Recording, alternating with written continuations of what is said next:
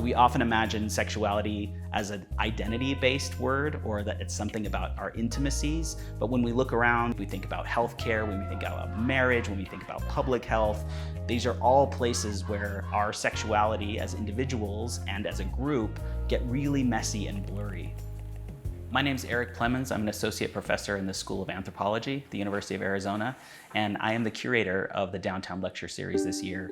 And I often say, as an anthropologist, you always want to study a controversy, because that's why you know that something really matters to people. The fingers on the dragon go snap, snap, snap, snap, snap. I'm Harris Kornstein, and I am an assistant professor of public and applied humanities at the University of Arizona. For the Downtown Lecture Series, I'm looking at drag, and that's something that I've looked at in a couple of different ways. One is to look at the way that drag queens perform their fabulous selves online through social media platforms. I'm interested in the ways that drag performers really trick systems. They like drag makeup and how that can be used to thwart facial recognition. I'll also be talking a bit about my work with Drag Queen Story Hour.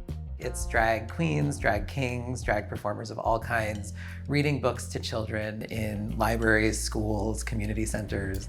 Once upon a time. So we really try to use, social justice children's literature to invite discussion about sometimes difficult topics in society.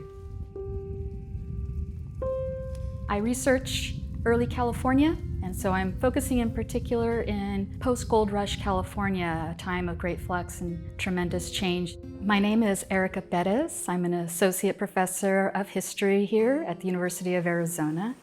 Almost overnight, California multiplied its population, and that led to certain shifts in land use, in political power, but most importantly in social relations between those who had already resided in California and those who were newly entering the region.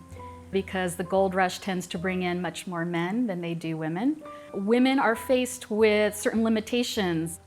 And so my research and the subject of my talk is really examining some of these events that are expressed through legal cases, criminal cases, even in the media, these accounts of seduction, breach of marriage promise cases, rape cases, any number of sex crimes.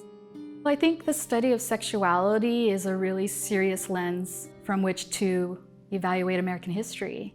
It reveals dimensions of power and asymmetry. It reveals racial dynamics, ethnicity, and it also gets us thinking about the fact that there is no monolithic sexual culture in this country, and there never has been. I think that we're in a crisis point since the Supreme Court decision in the Dobbs case.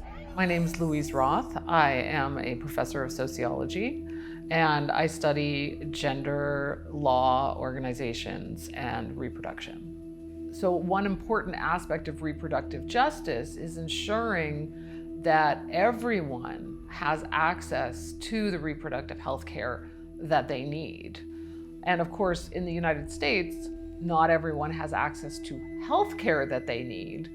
Another thing that I really want people to understand is that outlawing abortion doesn't just outlaw abortion. It has echo effects in other aspects of women's reproductive health care, like how to manage miscarriage, because healthcare providers feel that in the current legal situation, they cannot provide the care that those women really need when they're having a miscarriage.